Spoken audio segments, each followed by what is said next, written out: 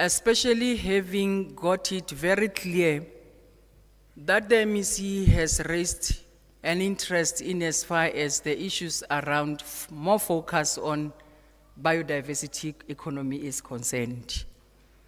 And I'm taking that to all of you, you are sharing the same interest, either to become partners, either to collaborate, or to be beneficiaries of this biodiversity economy. In all the deliberations that the MEC had, including the expressions in the budget speech, the MEC has always said, we cannot do it alone as a province. We cannot do it alone as a department. We need to collaborate with other departments who are going to enable us to make it happen. We have to collaborate with the private sector. We have to collaborate with business. We have to collaborate also with our organized people.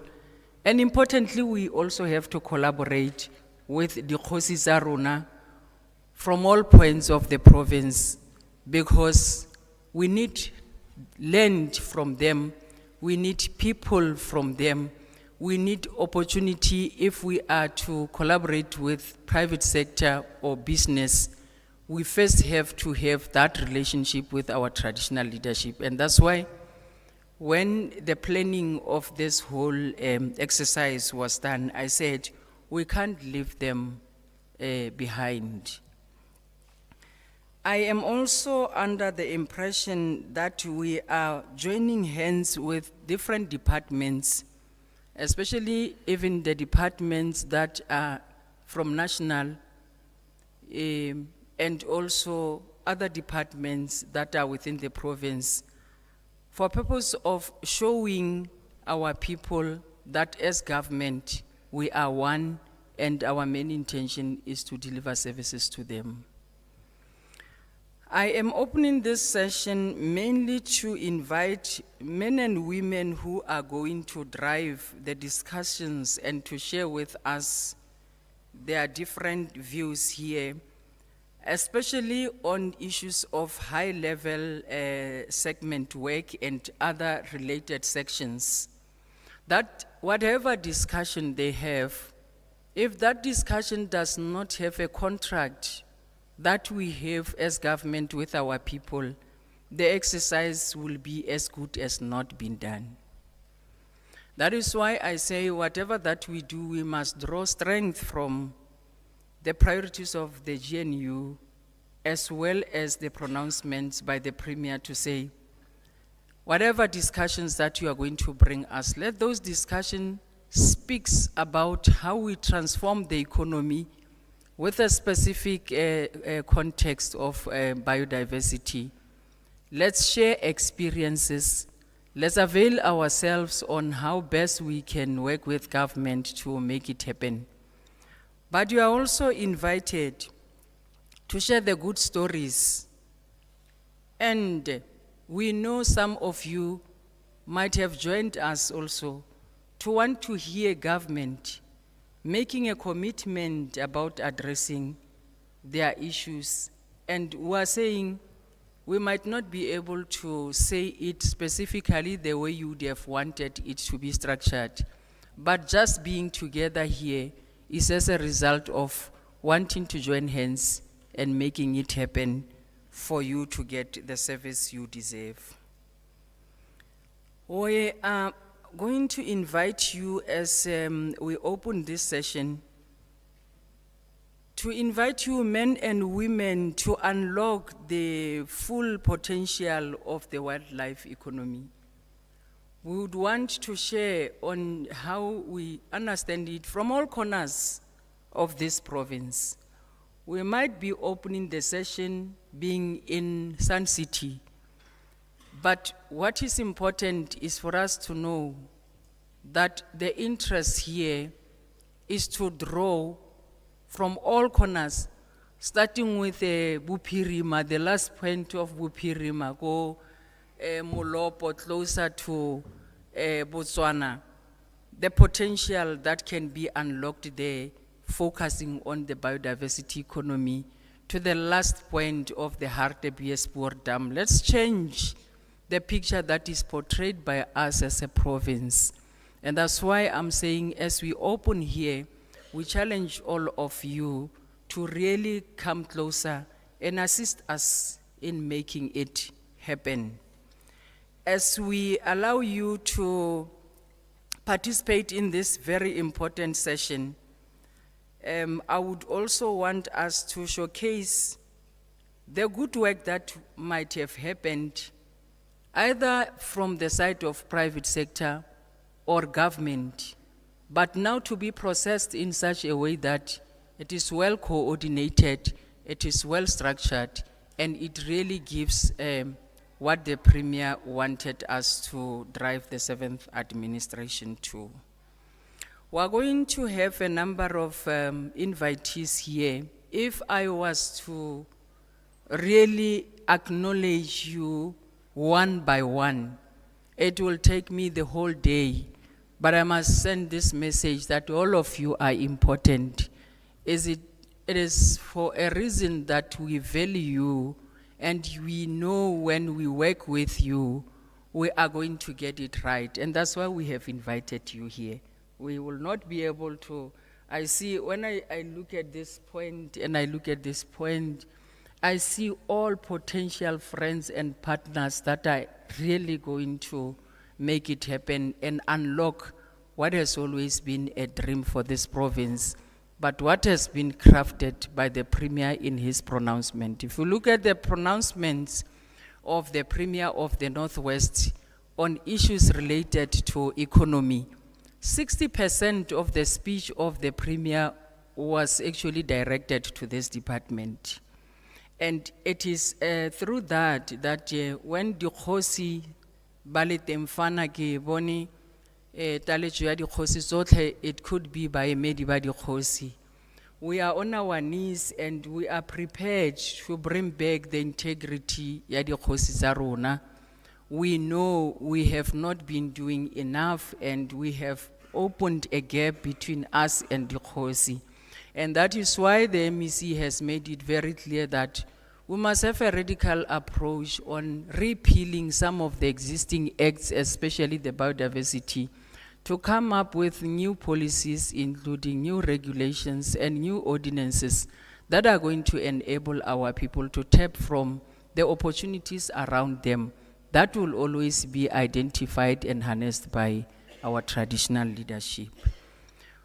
We must also appreciate in our midst the presence of the members of the boards that the MEC has appointed in terms of the Act of the Parks and Tourism, because those are the enablers that we are going to say to them in the discussions that we are going to have throughout this program. They must know that finally they are the vehicle for implementation. And the composition of this board reflects clearly different points. We have this board that has got representatives of people and parks, because we have interest in commercializing our parks. We have interest in the economy that should be drawn from different operations of conservation areas, so that our people must not only continue to celebrate the land they have acquired, but also to benefit from the products that will have to be unlocked from that particular land of existence. We are also having representation in this board that has got Khosi, who has been submitted by the House of Traditional Leadership and Cohesion. It's a clear indication that we want to have representation from, it's a diverse board that speaks to all corners where our people are organized. And mandate to transform. And I think up to so far, progress is well. It will go with celebrations, it will go with pains, it will go with some of the people being the casualties, but at the end of the day, it will bring change and it will respond to the needs of our people, because anything that we are going to process without responding to the needs of the people is as good as not being here. We're opening this session when the MEC has made it very clear that we must do away with the silo operations, starting from the point of the department itself. And that is why we acknowledge amongst the midst the CEO, who is the accounting authority of the gambling board, and members of the management from that entity. It is now time that when we deal with issues of biodiversity, we are going to look into the inputs that are sourced from community development workers who would want us to apply the standard operating procedures that guides our operations of our rangers in parks, but also all the strategies that have been developed in different sections that tap from this biodiversity. And amongst them, we cannot run away from the point that where there is tourism, we can't leave out the issue of gambling. Like Premier o dirile gore mmereko wa ka ke go dira tšhelete. I am not interested in any other thing except a thing of making money for government. Coming up with strategies that are going to make money for government, that are going to make money for private sector, that are going to make money for individuals who are organized in such a way that they want to tap from the facilitation that government will be doing, and making money also for those who knows that they can knock at different doors, but they need government to take a lead, like your CPAs. Obviously, those who have acquired land on our conservation areas, they will need us to come with the co-management approach, which then says, I am responsible. When you are a CPA and you are there, you must know that it is for a good reason that we are here, that we must tap into, be it a plant, be it an animal, be it the piece of land, be it whatever that is around you, to be turned into something that will be a source of generating income. We are not here to advertise positions.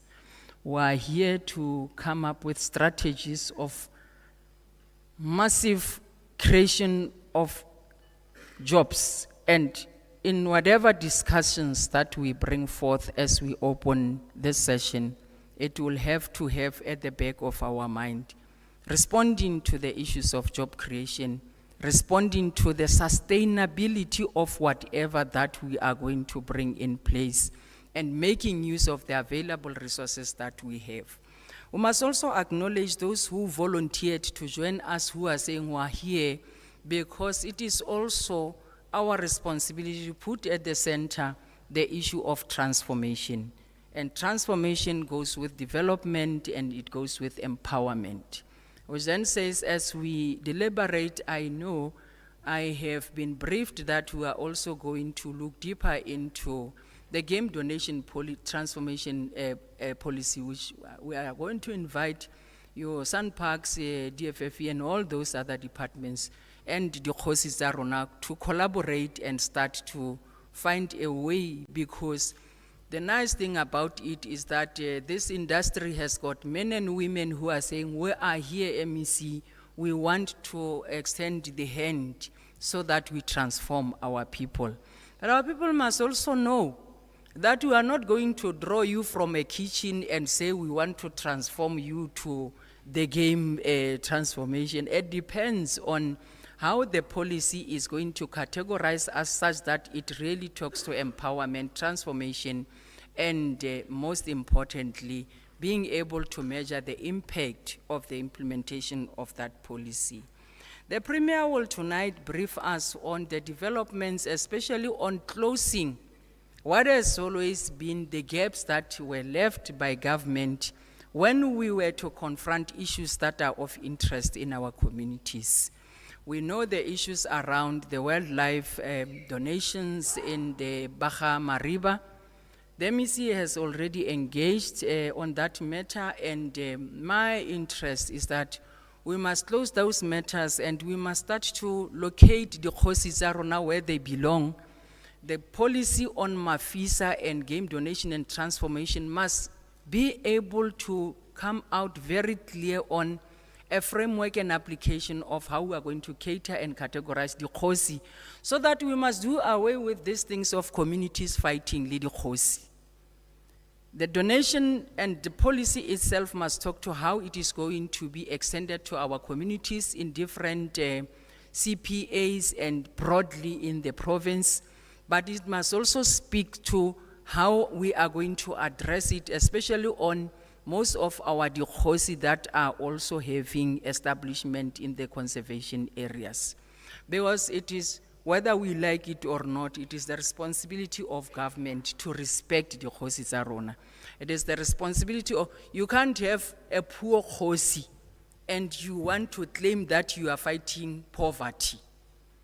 Our people must see how poverty is being tackled through how Khosi is being handled. And Khosi must also allow him or herself to be transformed and to be guided such that we are able to showcase the impact of this game donation policy. And lastly, to the officials and the organizers led by the head of department and all those who have been organized in different work streams, allow me also to thank your hard work and that has given this shape.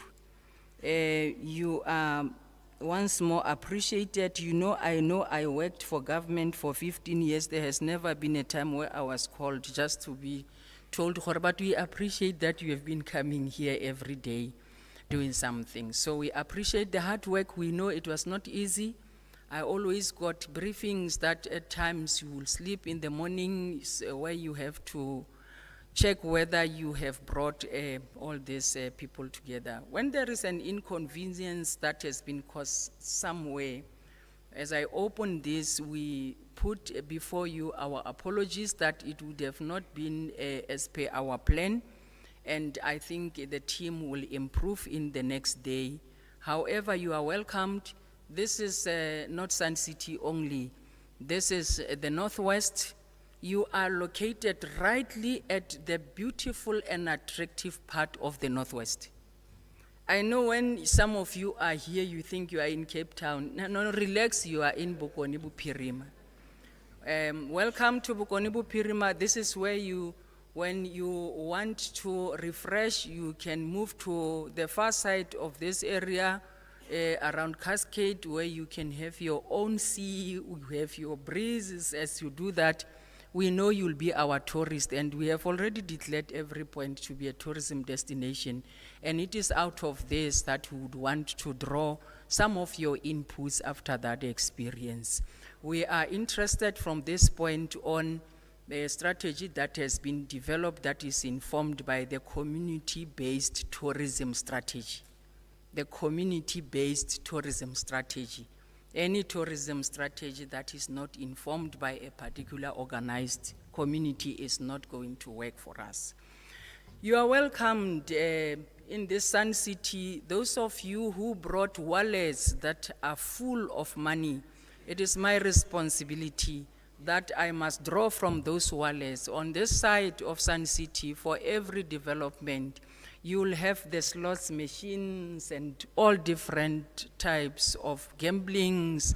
Please get to that point because we have given them permission to do it for our people.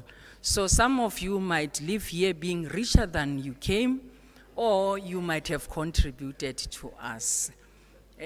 You will still be in the Northwest. If there is no allocation of where you're going to stay, around this area, there are establishments of different B&Bs, and it remains your responsibility that you must make use of those resources. Deliberately, we did not pay for you, for we know that you are our partner and you will be contributing to the development of our SMMEs, because I have told them that in my budget speech, for every session that I'm going to conduct, they are going to collect from you. So this is a platform that I have created for our small SMMEs.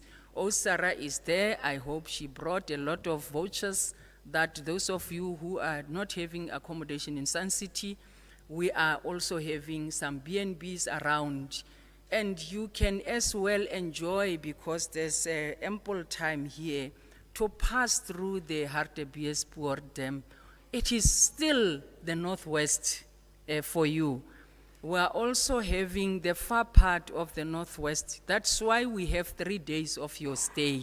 You can still reach out to Dr. RSM, where you'll still enjoy part of what biodiversity economy is going to be drawn from as you deal with the whole value chain and the establishment of the hubs that we're going to look at. So, katsela entseng yalo ba gaetsho, wa ke bone CEO wa NWDC. You know, if I cannot mention the presence of NWDC here, it might be a problem, because the collaborations that we are going to have, if you want to bring more money on investment through biodiversity, we are going to make use of NWDC, because it is our MFMA 3D schedule. So we can collect, we can even create something which might not be VBS, but can work for our community. So the CEO is around here. His name is Shellwood, but he is brown in color.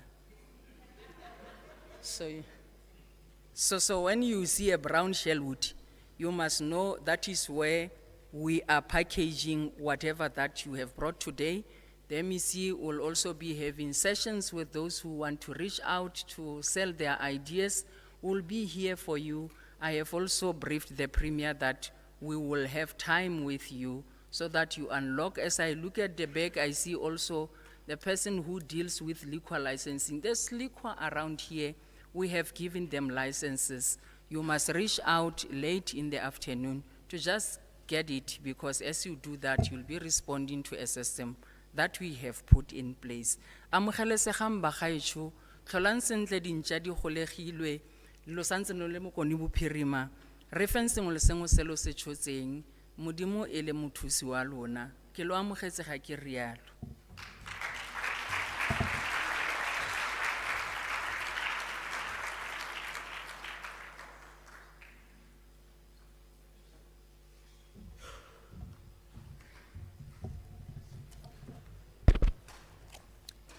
Thank you, Honorable MEC, for encouraging us all, emphasizing the need to collectively collaborate as various sectors in championing biodiversity.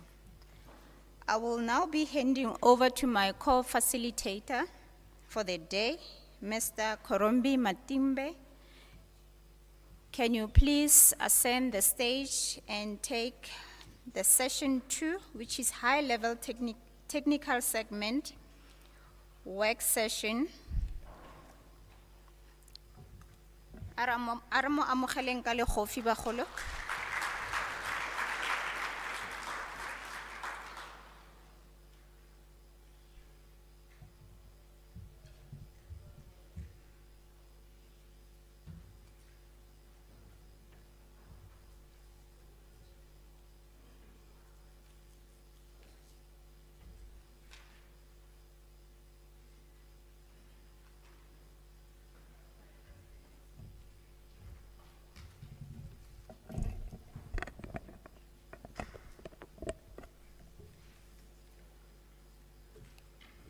Thank you very much, Kia Leboa, Mutusha Mtswara Marapo.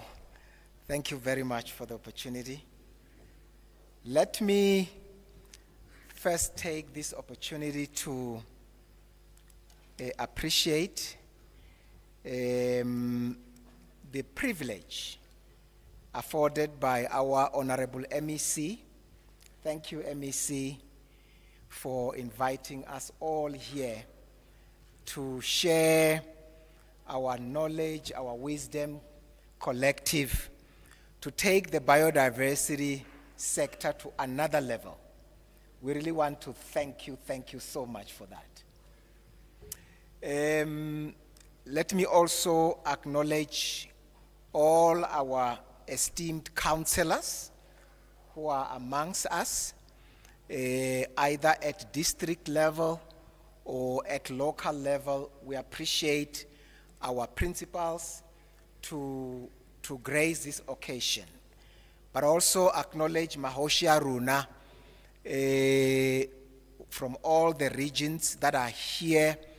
Ke baetapele ba rona, we thank you so much for coming and grace this auspicious event. And amongst us, we do have, of course, our HOD, the leader who support directly the administration, led by our MEC. We want to thank you, HOD, for supporting and make sure that at a technical level, we have got all these stakeholders that are sitting here. I think Northwest, you have done so well for bringing together all these minds together here. Can we really give a round of applause for our MEC, the HOD, and the team? And let me appreciate all the board members that are here across all the entities of the department, but also the CEOs of those entities, either on an acting position or capacity or otherwise. We really want to thank you for coming. The nature of biodiversity, as the MEC has indicated, would require collaboration within the sector, which is the environmental sector, but also across the sectors, which means we need to reach out beyond our environmental sector to bring in ICT, to bring in transport, to bring in education, and a whole lot of other sectors, manufacturing and so forth. That is the nature of how this sector will begin to see the fruits of the investment that government is making. Let me also appreciate our People and Parks program, as earlier indicated here. They reside within the vicinity of these protected areas where their forebears have been removed in the past. But what they have decided is that we want to dedicate all this conservation land, all this land for conservation in perpetuity. That is a commitment you cannot buy. That is a commitment which cannot be equated to money. It's a commitment for generations and generations to come. Can we appreciate them, please? And we really want to also acknowledge the presence of our business, our industry stakeholders, our academia, and of course, researchers in that category, but as well as those who are in the media space, our fourth estate. We really want to acknowledge all of you. The reason why I have to go this route is because we have got our work cut out for the day. I will first here just give you an overview of the sector, and of course riding on the what our MEC directed us earlier on, and give you that overview of this program at a technical level. But when we have done that, then I will then call upon the various presenters who will come here to the stage and share with us a number of topical areas that we want to deliberate. MEC directed that we should be able to engage. So don't hold back. But all engagements must be done the way Northwest people do, with respect, but also making sure that we express our minds and share the views that we have, because it only requires a collective to do what we can do. I'm sure my presentation is getting ready. Maybe when the presentation is getting ready, MEC, Honorable MEC. The Northwest Province, in terms of the total gross domestic product of the country, contribute every 6 rand 40 to the 100 rand of the economy of this country. So which means Northwest Province contribute 6.4%, and I believe those statistics are on a growth trajectory. The way how the 7th administration has started is such that in no time we will see a growth trajectory, a bar going that way. But also, in that contribution, the economy of the GGP, or the gross geographic product of the province, is just 500 billion. So meaning just around 500 billion and more, and still growing. And we really must appreciate how the setup of the economic cluster of the province is set up. I did look at all other provinces. On the top of the chart of the province, you have got mining, which occupies more than 1/3 of the economy. So meaning you have got about over 30% of the GGP of this province contributed from mining. That is at that level. And that is why, as the MEC was guiding us, that she wants to make sure all these boards are here, it is because we need all the sector players within and across the board.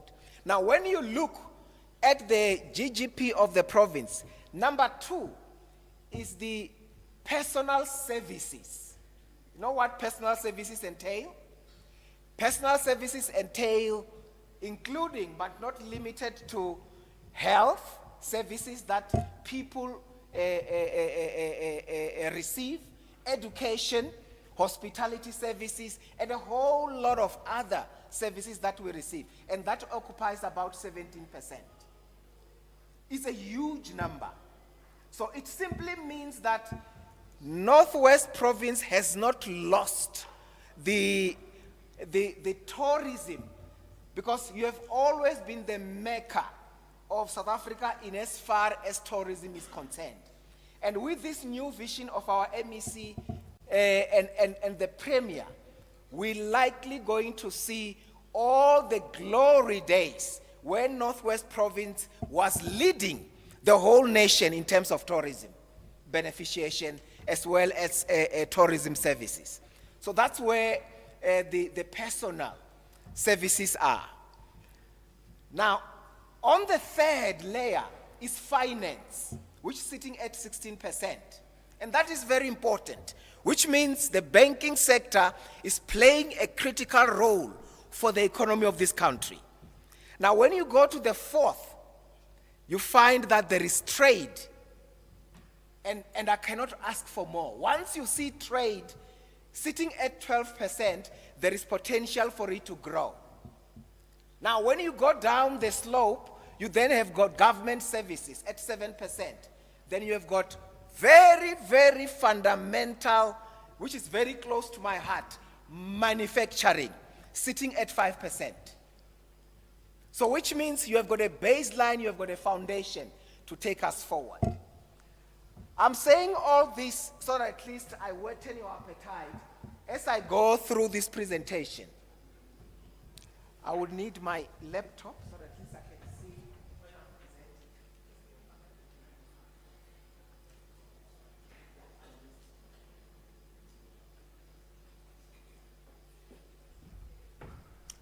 presenting.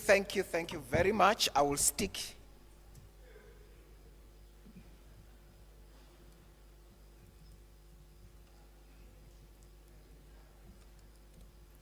So MEC, we have got a province that is not only lying on a platinum richness endowment, but a province which is lying on almost all sorts of minerals which God will keep on revealing them as and when the time arises. You will be surprised. South Africa is so rich with minerals. But not only that, but the heritage, richness of the people. And that is the biggest endowment that we have. The people of Bokoni Bophirima, the people of the Northwest Province, who are diverse, who are rich and endowed with a whole lot of skills. Now, in terms of biodiversity economy, South Africa is recognized as the third or as one of the 17 mega biodiverse countries in the whole world. And I mean in the entire world. Top 17, South Africa, that's where we feature in terms of richness of biodiversity. And this on the backdrop that we only occupy 2% of the land surface. If you look at it, there are species that are only found in this country that you will never find anywhere else in the world. Nowhere else in the world. You find them in South Africa. If you were to, I know we don't take it, we just take it for granted that we enjoy rooibos tea. There is no country anywhere in the world that has got a natural growth of rooibos tea. Rooibos tea is a naturally grown specimen of plants that you can only find in South Africa, in the Cape provinces, Northern Cape, Noord Cape, as well as the Western Cape. That's how rich we are as a country. Go to the next slide. Now, if you look at this slide, it talks about 50% of water comes from national ecological infrastructure, and 40% of people in strategic water source areas rely on water from springs, rivers, and streams. And this is very important. I'm the generation of the 60s. And at that time when I was born, we need not to purify water from the river. All what we needed to do was to kotama and drink water. That was the rule of the game. Now, when we talk about strategic water source areas and when we talk about ecological services, we are talking about the richness of biodiversity that we have. The question is, when our forebears handed over the baton to our generations, did we assist in ensuring that the natural heritage continue to give us and supply us with the ecological services that we require? Did we do that? That is the question this generation should ask. This generation should cringe in anger when you see somebody chopping down a marula tree. Because marula tree is a heritage. Marula tree is a sacred tree which not only produce fruits for animals and human beings, but it's also a shelter. So we should cringe, literally cringe, if you see somebody taking down a living tree for no good reason. I got angry one day when I went when I came back. I see somebody has chopped down a Natal mahogany on the street next to where I stay. Oh, I got so angry. Then I asked, who chopped this tree? Because Natal mahogany you cannot just find anywhere. Then they said, no, it is your neighbor, because the neighbor says they saw a snake wallowing in the tree and they chopped the tree. I said, no, you can't do that. Okay, do you want those snakes to come and stay with us? Where should the snake go then? only to find that that was an excuse to get wood from that poor mahogany plant. I'm emphasizing this thing, that if you look at South Africa across the board, we are a water scarce country. And the trees that we see, our forebears, our forefathers have seen them grow. And it can't be, I use this chainsaw, and cut it like that. So let's take care of the environment. Look here, 1.2 trillion of assets in the South African banking system are highly dependent on water. That's how serious the ecological system is. Look here, tourism is sustaining over 1.4 million people today. In other words, 1.4 million jobs at the moment, close to 1.5. Tourism generated just last year 216 billion to the economy. The question will be, how much of that 216 billion, how much share as Northwest Province are we claiming back? Tourism not only did that, out of that 216 billion, 95 billion came from the foreign tourist arrivals. 121 came from domestic tourism. That's why I was so excited when our MEC indicated that utilize the resources, because we are domestic tourists, aren't we? We are. So we utilize all the offerings and the products that are here. Last night I was so excited buying food and drinks in this precinct.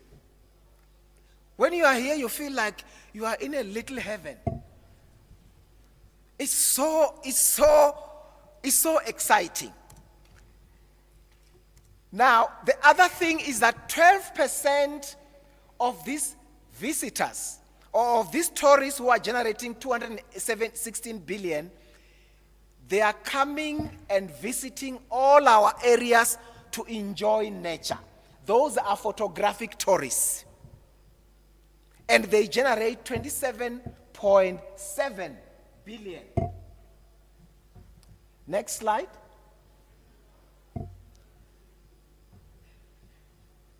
Out of the biodiversity richness that we have got over 90,000 species of plants in South Africa, of different type.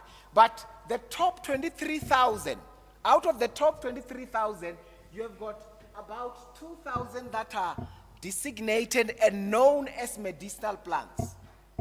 I remember in 1969, when I had smallpox everywhere in my body.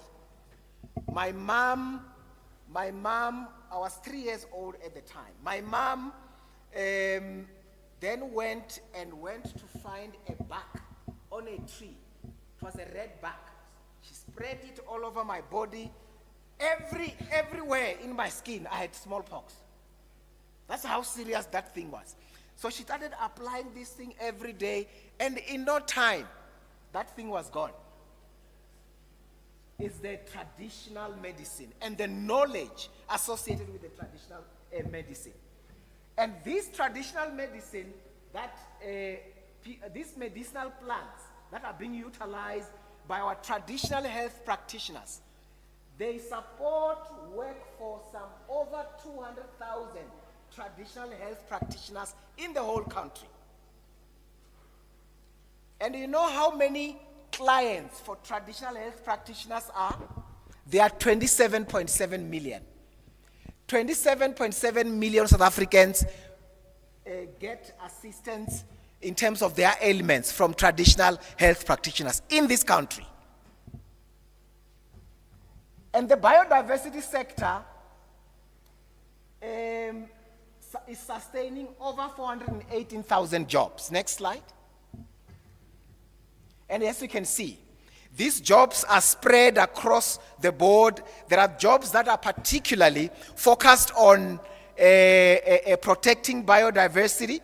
There are jobs that are focused on scientific research and so forth. And there are jobs that are focused on ecotourism and those that are from extractive use of biodiversity. Next slide. At a regional level, and this is very critical, at a regional level, South Africa ranks number 1 in terms of optimizing on biodiversity. And remember, according to us, we feel we haven't gone there. We're still far much behind, but we still rank number 1 in the continent. How do we rank number 1? Out of the 33.9 billion US dollars generated by our sector, 9.5 billion is generated by South Africa, US dollars. I don't know, for those who did arithmetic, how much that is multiplied by 17 now. 9.5 billion US dollars. How much is it? Let me see. How much is it? How much is 9.5 multiplied by 17? I used to be a teacher. Can somebody just tell us?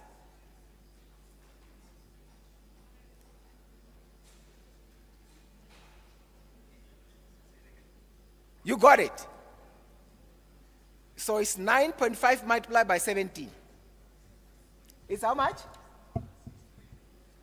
163 billion. That is the economy. That is the biodiversity economy. And I'm saying all that because out of that 9.5 billion, 2 billion is a contribution from the floral kingdom, which means this is the economy coming from products coming from plants.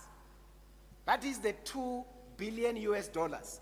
The 7 billion is coming from the faunal kingdom, meaning these are the billions that are coming from wildlife, from the animals, from the wild animals. 7 billion US dollars. Let's go to the next slide.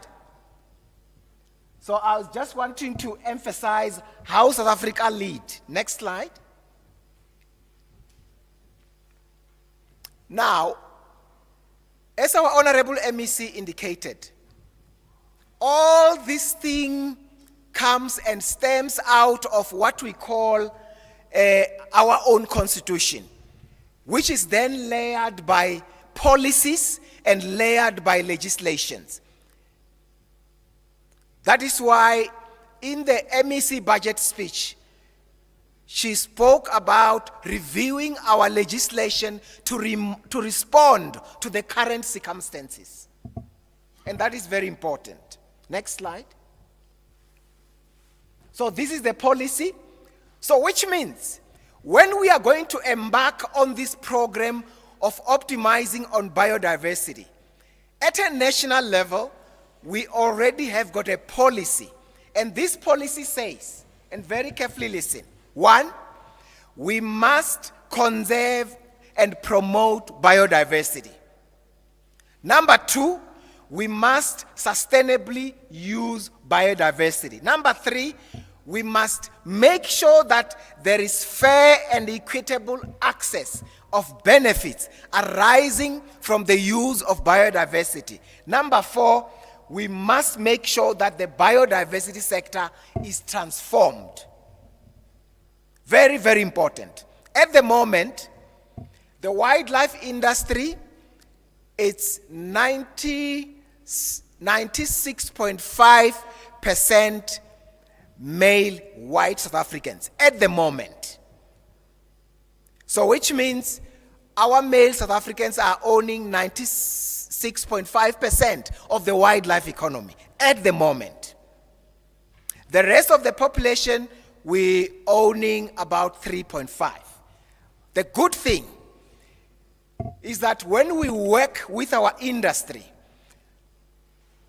everybody, including those established white farmers, they are prepared to make sure that they put their wisdom, their experience, their resources to make sure that we lift each other and lift those who are coming, and for us to go forward to respond to what our Honorable MEC indicated, that we must have an inclusive economy in line with the 3 pillars or 3 goals of the GNU today.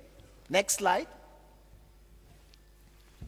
The good thing as well is that after the Constitution, the policy, we also have got other management instruments.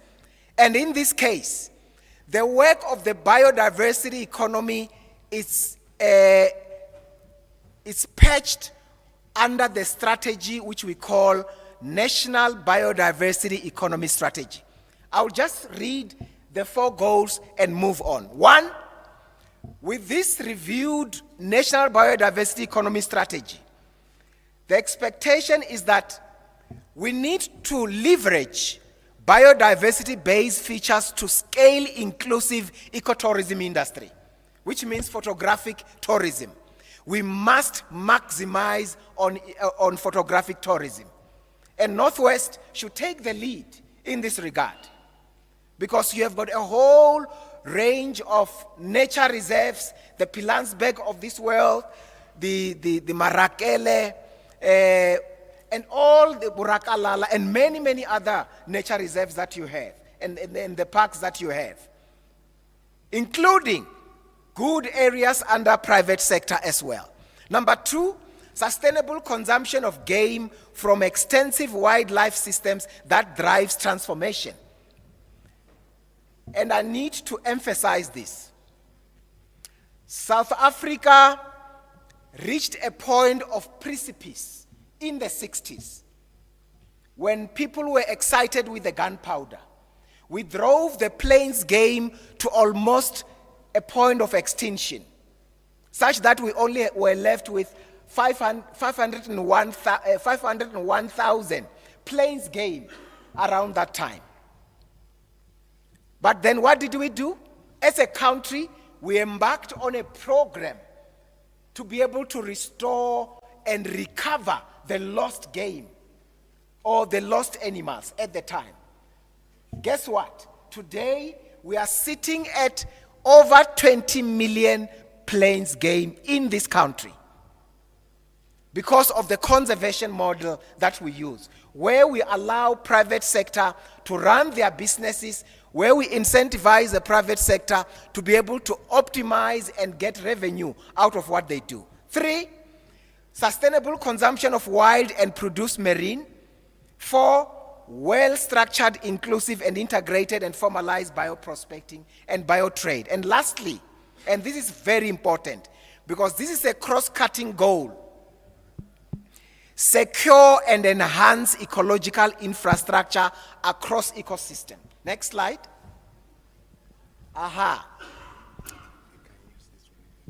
Okay. So this one is what we need to be focusing on in the technical discussions.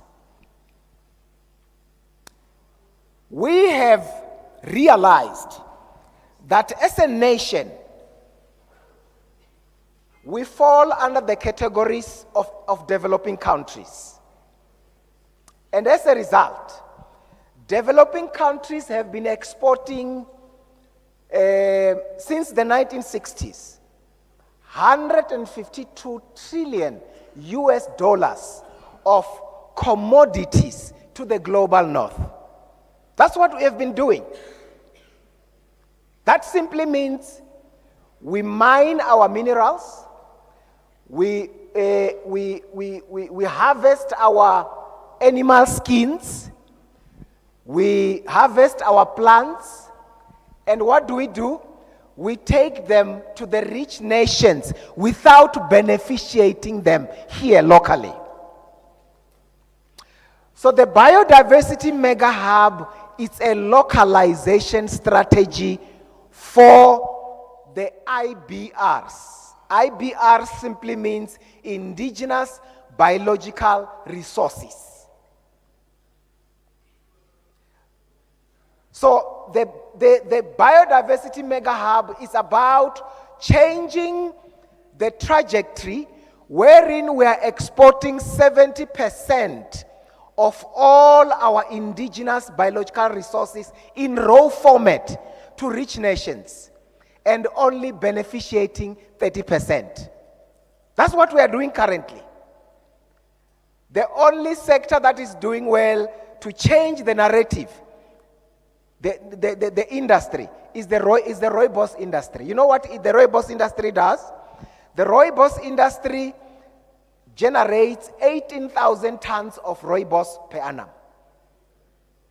Out of that 18,000 tons, they manufacture 11,000 tons here in South Africa and produce cosmetics, they produce tea bags, and they produce all these things here. They only export 7,000 tons overseas. And what then happens? They generate over 5,000 jobs in the process. And what does that mean? It means the rooibos industry is localizing and beneficiating 61% of the IBR of rooibos here in South Africa. And that is all about the mega hub. Now, when you look at this mega hub, I wish I had a pointer. I want to go to the Northwest province. Where is it? Here. Yeah. It says Biodiversity Beneficiation Mega Hub, which is the faunal, which means the animals, biodiversity mega hub. So what this simply means is what I will articulate when we go down. But before I leave this slide, every province has got a landmark, has got an installation, has got a critical landmark that will guide how we localize our biodiversity. So what we are saying, Honorable MEC, is that I think enough is enough that for the last many centuries, we have been exporting all our biological resources without having added value to them. Now is about time that we beneficiate them here. In 1875, a guy called Charles Stevenson had TB. He was a Briton. He was about to die. Somebody said, go to Africa, because Africa is hot and warm. You may recover. Indeed, he came here in 1875. When he arrived here, he was told there is a traditional health practitioners who know how to deal with chest-related diseases. Go to Eastern Cape. That guy went there towards the border of Lesotho. And you know what happens? When he arrived there, he was given a concoction of Pelargonium sidoidoids. It's a red colored thingy which is coming from the roots. They treated that gentleman. Within 6 months, his TB was gone. When he went back to Britain, he started exporting Pelargonium from Eastern Cape for many decades. He sold his company to the Germans. If you Google there, you'll find that Pelargonium sidoidoids products are now being generated from Germany today. All the cough mixtures that you see, just look at them. They come from a Pelargonium sidoidoids that comes from the Eastern Cape. So we are saying now is the time for us to beneficiate our own resources. We cannot be rich with these resources and then we are poor on the other hand. That is the whole story. That is the whole issue about the beneficiation hub. I won't go into details on this hub because I want to focus on the Northwest. Next one. Now, the faunal biodiversity mega hub for Northwest will simply mean that instead of South Africa exporting all the crocodile skins to Europe and meeting their standards, instead of South Africa exporting all the hides and skins, ostrich leather, to Europe, instead of South Africa sitting in the various ranches with unused leather, which are rotting, all these leather products, all these leather products that we have, we are going to, instead of channeling them to overseas, all provinces should channel them to Northwest Province. That is the whole idea, is to make sure that instead of us exporting these 90,000 tons or whatever tons that we are exporting of leather, we must channel those to Northwest Province, because Northwest Province has to become a mecca for leather products in the Southern Hemisphere. Not in Africa, not in South Africa, but in the Southern Hemisphere. That is the whole vision. And you know what that will mean? It will simply mean the colleges, the technicants, this CATSITA, all these skills training, there must be a full focus on training skills on how to make products out of the leather. You're talking about Louis Vuitton. There must be Louis Vuittons coming from here, from the Northwest Province, out of this mega hub. That is the whole idea. Next slide. Next slide. Continue.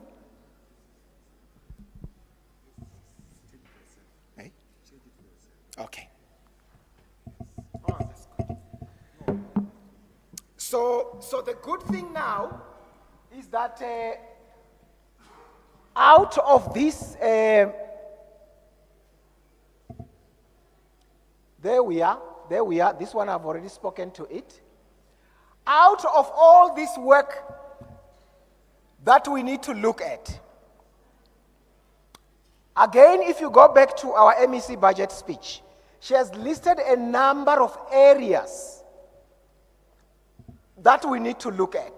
One, the biodiversity economy as one of the examples, with all its value chains. Issues of energy, transport, manufacturing, agro-processing, ecotourism, health, life sciences, Mahikeng Airport, all very important.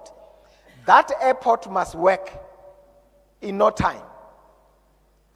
If there was any area where we need to invest, as if there is no life tomorrow, is that airport.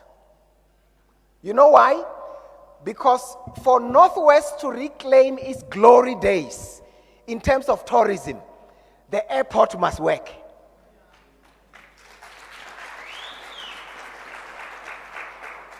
And therefore, all efforts, all resources must be channeled.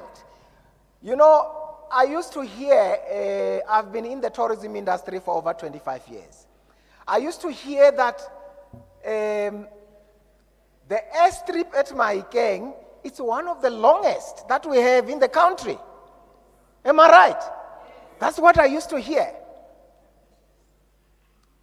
And therefore, all efforts must be put behind that. We know in the Pilansberg area, that airport, it's rolling because there's a lot of chartered flights, but you need also the one which is focused on not only on chartered flights for visitors, but also for goods and services, but also for the bulk services, including ordinary people traveling to see their friends and relatives.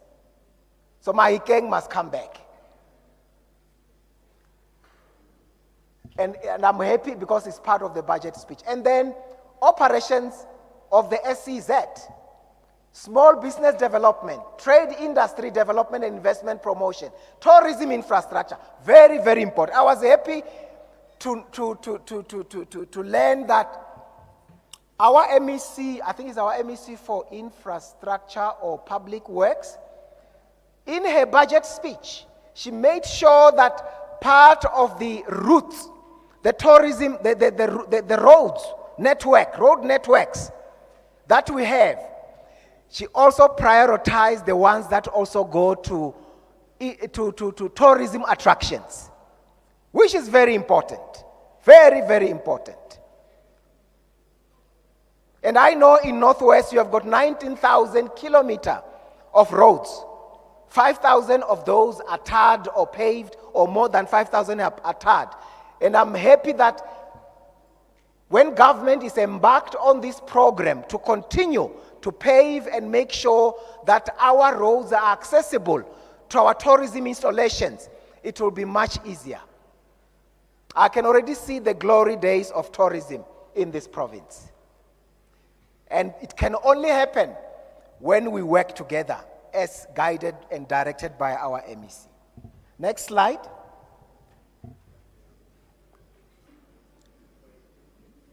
Now, I'm about to end now, because all this work of the value chains of the faunal mega hub will never see the light of the day if we don't put the anchor projects that support it. If you go back again to the budget speech, our Honorable MEC speaks about Community Rangers program. Very important. It's an initiative which we are fully behind the province to support the province. What this one do, and that's why I'm happy that the team, HOD, is embarked on a program to review the Biodiversity Act or the ordinances. It is because one of the area you need to look at when you review that ordinance, that legislation for the province, is to make sure that we empower communities, Mahoshi Aruna, to be able to manage the biodiversity within the areas of their own jurisdiction. Let me repeat that. Part of the empowering provision which the MEC can delegate is that if Nakikwako Muhwasi village and I'm under Hoshi, and that area is about 6,000 hectares. That's where we've got grazing area, there are rivers passing by, and there is a residential area. In that 6,000 hectares, the project of community rangers is about saying, this is not even the game reserve or nature reserve. This is just the village, Mishate Aruna, where our people are. So with the community rangers program, we are saying, we want to make sure that every traditional council must have a community ranger, must have this program. Which means there must be people, our young people, who are employed in that village, whose duty is only one, to look after the biodiversity of that village. What does that mean? It simply means, go to the next slide. I'll come back to this one. Go to the next slide. Oh, no, sorry. Roll back. Yes. I'm sorry, I took the one on in US dollars. Now, it simply means that on the outskirts of that village, there will be a neighboring village. And there will be a whole lot of activities. But in that village, in that community under Mshate, under Hoshi, we want to support as government, working with the province, yeah, Northwest, to say all your 54 traditional councils. We can start small, depending on the availability of the budget. All the 54 traditional councils must have the community rangers.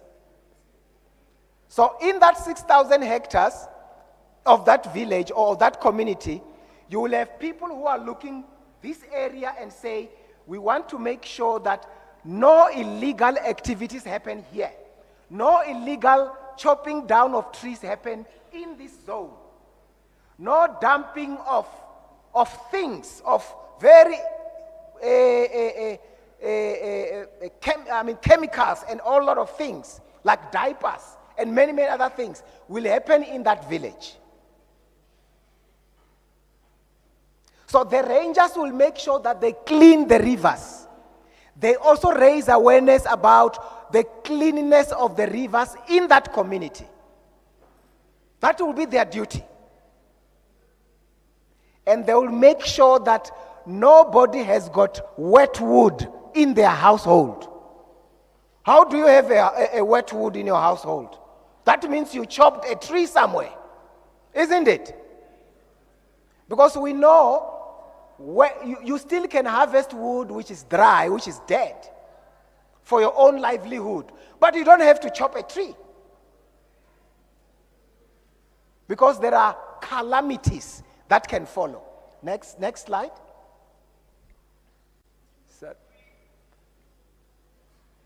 Now,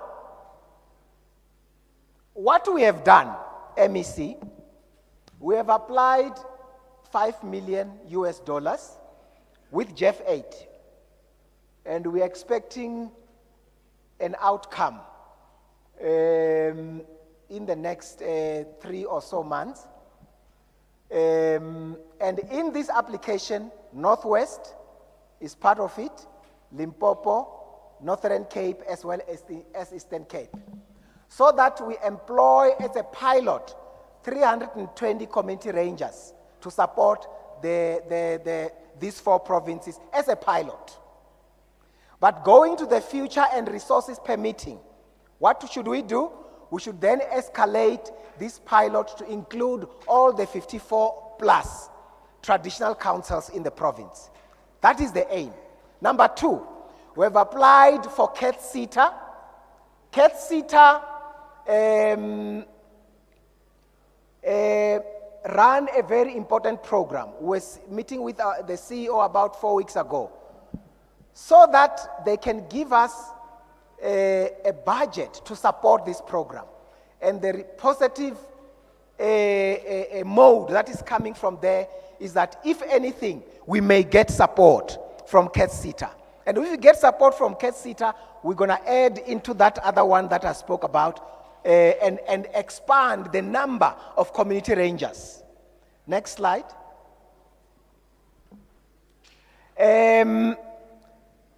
Not only are we focusing on, there is the case that I was speaking about. There we are. Now, the reason I spend a little bit of time on the CRP, it is because Community Rangers program is going to become a cushion for the pressures that are inserted on our provincial nature reserves. If the biodiversity in the community is thriving, there will be no need for any trouble for anywhere. Because beside the rangers, on the layer number 2, we are saying those communities who have got, and let me repeat this one, those communities who have got land that can be suitable for wildlife economy, they should come forward so that we put them in the database. As government, we need to seek resources to make sure that they are supported, so that communities can also run their own game ranches. Yes. In South Africa, we won't do what other countries have done. And it doesn't matter whichever year. South Africa will never do what other countries have done. When they obtain their freedom, they go on a rampage where you took a land from this one, you took it and put it in this one. We always follow the law because we are a constitutional democracy. So while the ranches are thriving, we want to see emerging game farmers also thriving. That will simply mean a gentleman like Ngwatu. Is Ngwatu Makena here? Can you stand?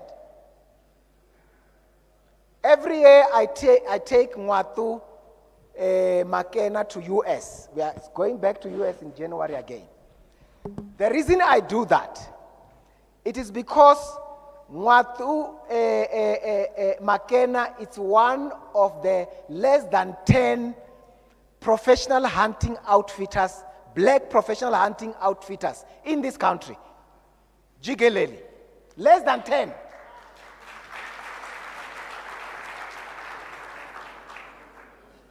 Now, the reason I take him to US is because the biggest hunting market is the United States.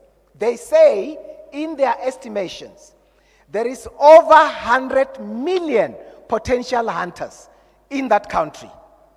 And there is currently over 15 million registered hunters in the US as we speak. And what does hunting do? Hunting generates over 20 billion to the South African economy. Over 20 billion. You have got the statistics that will show you like you're around close to 2 billion from foreign hunting, and then domestically we've got over 15 to 17 billion generated by hunting.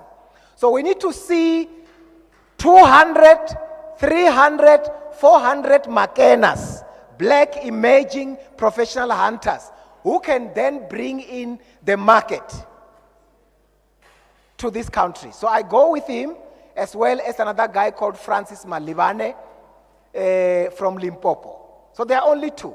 So we take them on a 3-year program. We pay for their flights, accommodation, stipend, everything. All they need is to bring their bags. And that works.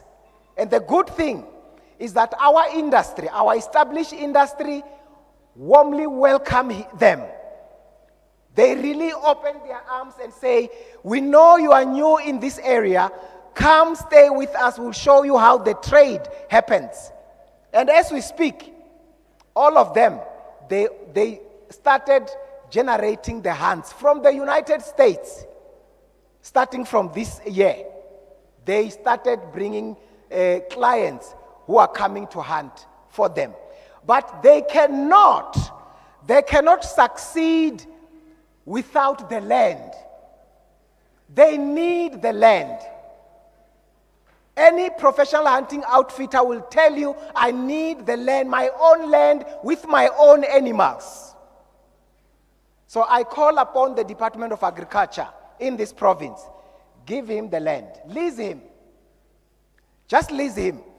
You will see what will happen. And many, many others that are aspiring like that, as an example. And all other departments that can assist. Okay, we are concluding the last one. Sorry, I always forget. This one, MEC, is the initiative we have taken. We have taken initiative to support emerging. We have taken initiative to support emerging game farmers in South Africa. And this initiative says, if you have got a product in the biodiversity economy space, because you may not be well known, we have created a portal. It's called Biodiversity Investment Portal. It was launched by our Director General. It is live. If you go to www.biodiversity today, now as we speak, you can even go now, biodiversityportal.co.za, you'll find some live projects there today out of this. So this is to support those people, a community initiative, a cooperative initiative, small business initiative, to say you can now be able to profile your bankable, your investable project or product or proposal in that portal at national level.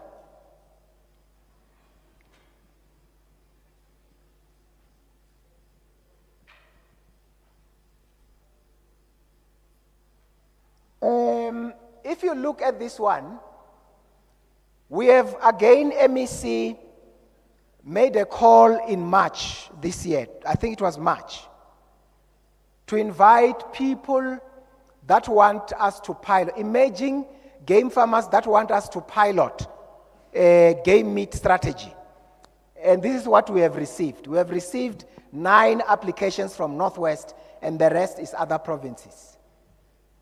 And the idea is to make sure we support those who will qualify, so that we put infrastructure, we make sure that there is a game meat abattoir and all the requirements in line with agriculture requirements and the regulations.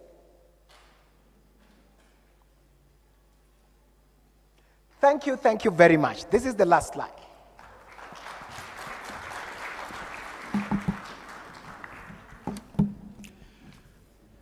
Yes, it might have taken long, although the guy who's presenting is very short. But thank you very much. Thank you very much. We're not going to deliberate on it now because the program organizers have created enough space for where deliberations of this will happen. For now, I just want to hand over, unless if you want a 5-minute ventilation break, at least 5-minute ventilation break, will that be fine? Or you are ready, we can continue?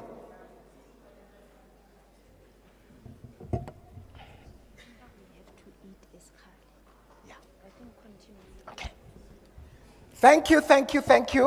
I think the majority says we continue. So, let's get our speaker here. Let me first check. Do we have Baba Jamini in our midst? Yes, let's get Mpo. Can we put our hands together for Mpo Chiane? He comes from the National Department of Forestry, Fisheries and the Environment, to share with us a little bit about stats that he has. Let's put our hands together for him. Thank you.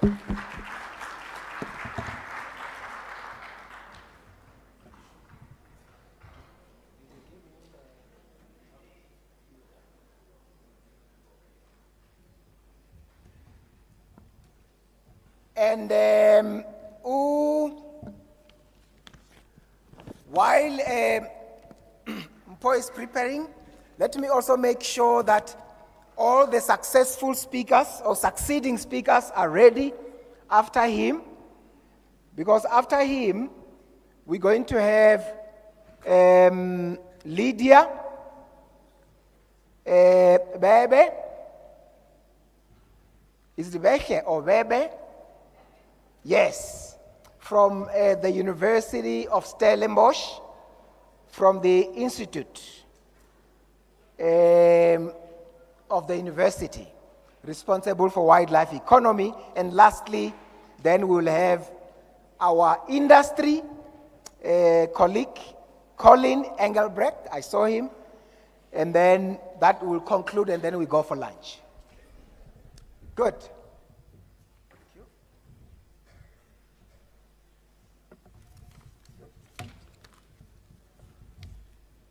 Good morning. Afternoon. Am I audible? My name is Mpo Chiani from DFFE. and I work for the branch Biodiversity and Conservation. And it's not on, eh?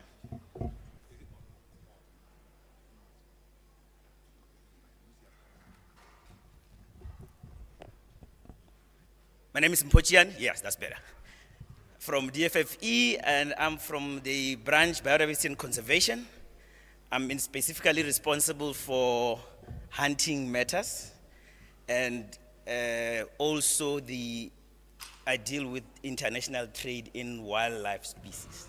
So today I'm going to take you through some of the issues with regards to wildlife trade in South Africa, and I'm going to also just go through the hunting stats for all the professional hunting, what Mr. Matibe said previously, the guys that come in every year to hunt, and we've got stats for that particular year. Thank you. So before I start, it's always important to remember that everything we do in wildlife, especially the fauna and the flora, is that we have to abide by the Constitution, and most importantly, by the regulations that regulate that trade. It's not a free-for-all. We've got a global responsibility and a national responsibility to ensure that whatever we're doing is not detrimental to the survival of that particular species that we're dealing with in the South Africa. So we've got various instruments, or let's call it various legislations, to address that particular thing. So there's regulations around CITES, which deals with the international trade. I'll touch on that a little bit. We've got TOPS regulations, and I already highlighted that previously that TOPS regulations will regulate the domestic use of that species, what permits you must apply for, what kind of permits you get, and you've got norms and standards when you're speaking about rhino, you've got elephant populations in terms of management, and then there's annual reporting, this fly. And you've got reporting in terms of stockpiles and rhino horn stockpile that you must report on. Those are our international obligation as a country. We are part of many conventions in the world, and we're responsible to ensure that we follow those convention requirements. And in South Africa, you've got things like common law that applies to the Constitution, NIMBA, the Game Theft Act, a very important act in terms of ownership of game, and the provincial legislation. In every province, they've got regulation that regulates how you manage animals in your particular province. It can be different from one province to another. So we are part of this animal called CITES. CITES regulates the export and import of wild species from South Africa to another part of the world. It divides its animals into 3 categories, Appendix 1, 2, and 3. And most of the trade that we do in South Africa is all under Appendix 2, which means all your common game that you can trade in. So every time someone must move something, you need to apply for a permit. That's how we can record where one animal left from South Africa to go to another country. That's the only way to do it, to record that trade and register it. Okay, I want to skip that. So this is a number of countries that are part of CITES. 184 parties. You can see all the white dots are the only countries that are not part of CITES. Almost the whole globe is part of CITES. So we must ensure that we are part of this and we are compliant with their requirements. So where does South Africa sit in terms of the global trade, import-export? We are here in Southern Africa. We are a major importing and exporting country. So what happens is that people will go to another country, hunt, things will come through us. Either they get processed here in South Africa and then will go back to the US. So from Namibia side, from the other side, Tanzania, things usually come back down to South Africa, imported in South Africa, and then re-exported. So which means we issue a lot of permits as a country, and we're a big role player in international trade. Just some of the highlights of what is in trade. From the analysis we did a couple of years ago, 2005, 2014, we see that South Africa, and SADC mainly, is dominated by export of live parrots, live reptiles, crocodile skins, crocodile meat, plants and succulents, hunting trophies. So those were some of our biggest export and re-export figures. We also export as I said, seeds in terms of aloe forex. You know about the plant aloe. We export that. It's used all over the world as a finished product. We also, believe it or not, between those years, around $278 million US in that industry of African grace. Have you heard about African grace? It's like a little parrot that can speak. And people buy it in other countries because it's a good pet. They are bred here in South Africa and then exported as pets to other countries. It's a big, big industry that most people are not involved in, nor even aware of. Live plants, as I said, crocodile meat, these are volumes, a number of kilograms that we're exporting from South Africa.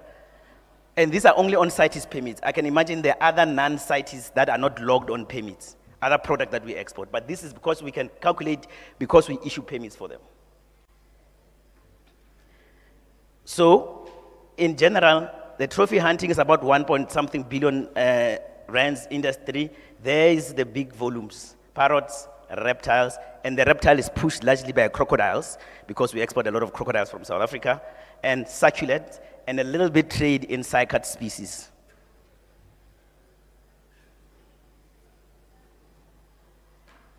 So where are these things going to?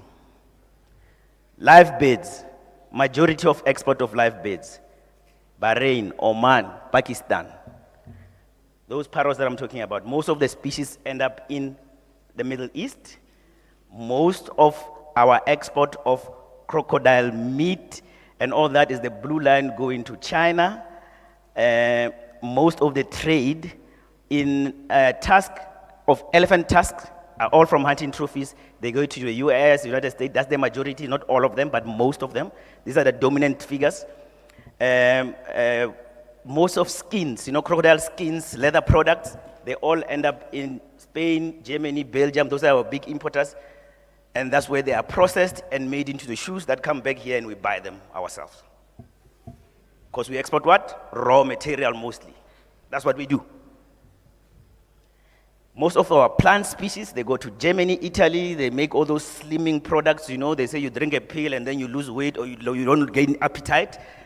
They all go to Germany for processing and come back to us, and some of them go to Argentina. Most of the trade come between us and Namibia in terms of raw plant products. This is the amount of places that you can leave the country from. You can leave South Africa from any of these border gates. Over 58, 52, 54 border posts in South Africa, which makes us a very busy country in terms of entry and exit. And if you're going to put in people to be there to make sure that no illegal rhino horn leaves the country, it's very hard when you have such a thing. So we need to limit the number of port of entry internationally into South Africa so that we can put the expertise at the border post in order to ensure compliance in those border posts. So in terms of CITES, we have limited the international entry in terms of CITES species to this particular port of entry and exit. So the sector is big in terms of CITES. There's a lot of trade that happens. There's cosmic product, food, collections, tourism items, and all of that are regulated by CITES in terms of international trade. But we can't do that, colleagues, if we are unable to do compliance. When there's such a big trade, the provincial authorities must be able to be present and check compliance to ensure that everyone is doing things legally.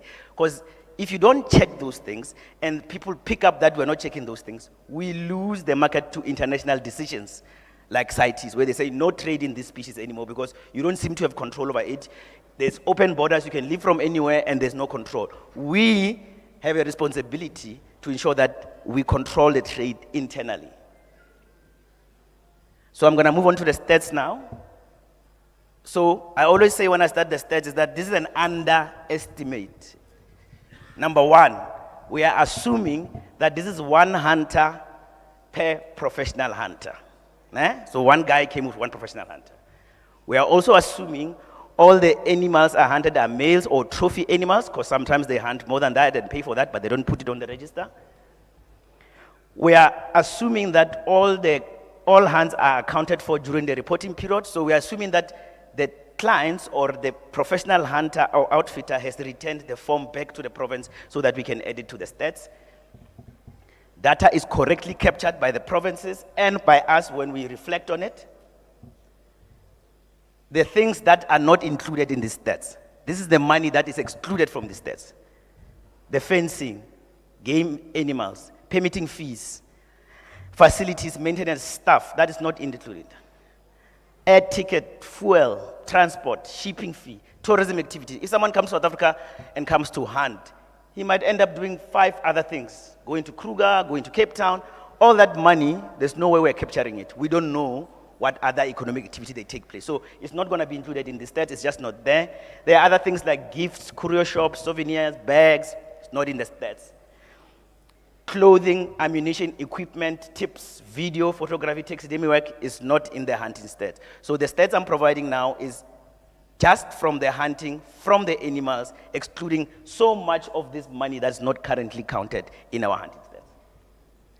So from 2022, the reason is 2022, the 2023 stats are currently being worked on, so I don't have the latest now, but I'll give you what happened in 2023. This is the provinces in South Africa, and these are number of clients per province, international clients per province. Northwest is there about 370 something, and the biggest province is then being Limpopo in terms of number of clients for 2022. A country of origin, where do these clients come from?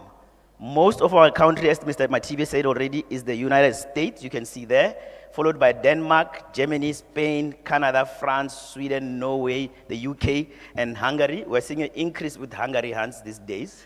I don't know what we're doing right or wrong in Hungary, but there are people coming in now frequently. If we split them per province, per country, is that you'll see the US still dominates the market as per usual, and Germany and Spain and Canada in that order. And what are they hunting? They're hunting impala, dominating, warthog, kudu, blesbok, springbok, wildebeest, oryxes, zebras, nyalas, waterbuck. Those are the species that are mostly hunted by the American hunters. But if we select certain species, if you want to just see how that works out, is that we've got a lot of buffalo hunts that are also being hunted. A lot of lions are hunted, roan, crocodile, white rhino, one of our main reason for people to come to South Africa, they can hunt white rhino in South Africa. There's elephants that are hunted. There's no lion, there's no leopard or black rhino at the moment because we just don't have a quota yet for that. And last year, total generated was about 1.8 billion in 2022. But I wanted to show you this, is that if you look where we were in 2016, in terms of the amount of money made, and when we crashed to about 1.2 million rands, because of COVID, we had almost nothing. We are slowly, 2021, 9.5, and now we're back at the figures even better than what we were in 2022. So I've not counted 2023, but it seems things are coming back to normal in terms of money being made if you compared over the years. So what are the challenges in our space? Transformation. Mr. Matibe touched on it. Most of the businesses or outfitters and whatever is not fully transformed. We need to put effort into that and ensure that we have more professional hunters, more outfitters, more people involved in the industry itself. This industry is growing with or without us, Mr. Matibe. They don't wait for us. It's business. They want to have more land. They want to have more animals. They want to hunt anymore. If we, as the regulators, as government, don't have enough staff to go out there and be present during a hunt, or enough staff to attend to the compliance issues, the industry will go on and will always be behind. So this is a major challenge. We need to employ people to support such a growing industry with such a lot of money that's coming to the country. And we can't do it if we are now lagging behind because there's no support. There's no people to attend hunts. There's no people to be present or issue permits. You take 2 years to issue a permit. All those frustrations hamper the industry from growth. And we need to ensure that in our own offices, in each province, we ensure that we meet that demand that the industry has. We have a lot of lawfare that's currently going on. Is that every time you do something, you hunt something, someone takes you to court. So it's a new kind of challenge that we're challenging, is that there is a lot of people that are against hunting, that are against this sustainable use industry, and they're using different forms of laws to stop you from using your own resources, including the laws of your country. So that's a new kind of thing that's happening. It's a challenge because it costs us a lot of money to defend cases in court, and it costs provincial government more money going to defending court case instead of using the species sustainably.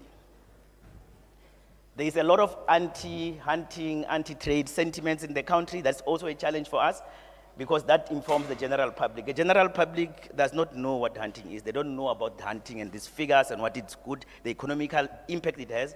And this anti-statement can result in things like stricter domestic measures, which means a country can say, I just don't want anything from South Africa. I don't want any hunting trophy from South Africa, and can't do anything about it. It's their own country. It's because there are people there on Facebook, they wake up, yeah, this is what. You just say things like that, and you write on your face, but you don't know the impact that you are having. Things like airline bans. You know there are some airlines, about 90% now, Mr. Matibe, that won't accept any hunting trophies. People are struggling. They come here, they hunt, they can't take their animals back home because the airlines have put a ban. Without any law, I just don't carry hunting trophies, we're stuck.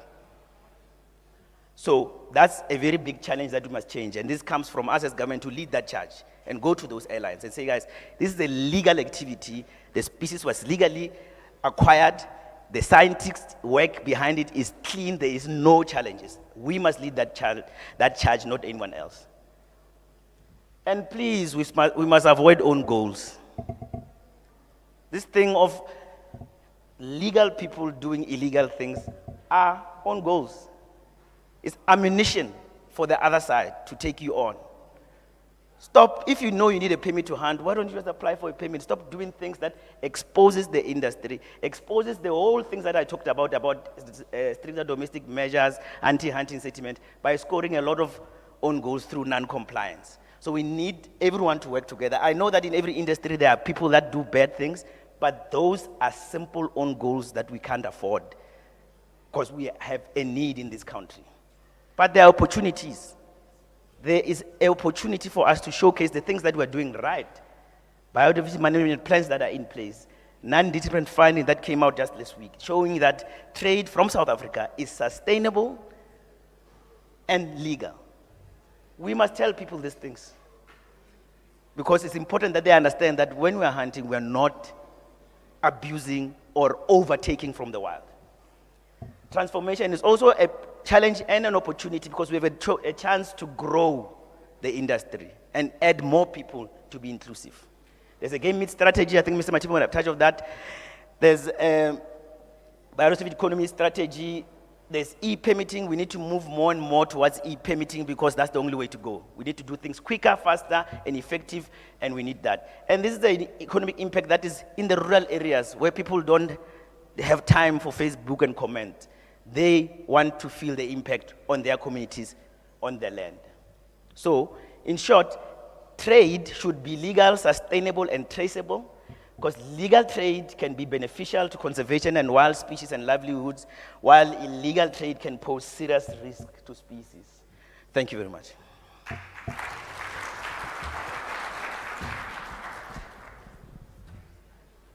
Ari mshapele matsoho hape.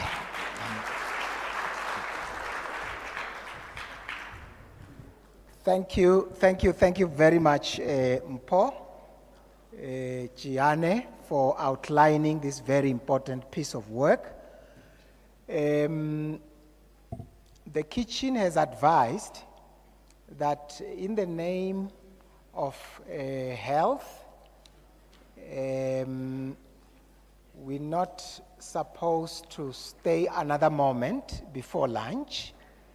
So we will break for lunch for about 30 minutes or 30. Yeah, for about 30 minutes. And then we'll come back and complete the last two presentations for this session. Lunch is served, it's the next door building. The next door building on the other side. That's where we all be going. If we can take advantage and really gallop this food, we must eat. And then come back exactly, is it 5 past? Or what is the time there? Should we come at? Or 27 minutes to? Yeah, but let me put it 2 o'clock. Let's be back. So that we don't lose the time. Our program is too large. Thank you.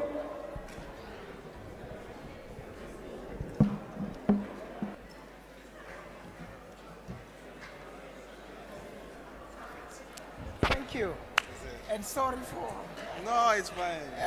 Oh, you did off it here. Yes. And this one. Oh, how do you switch it off? I thought it was a... No, you can do also. And then you can use a pointer. Is it? Oh, that's nice. They can time it on the presentation and keep it tight when it's about. Oh,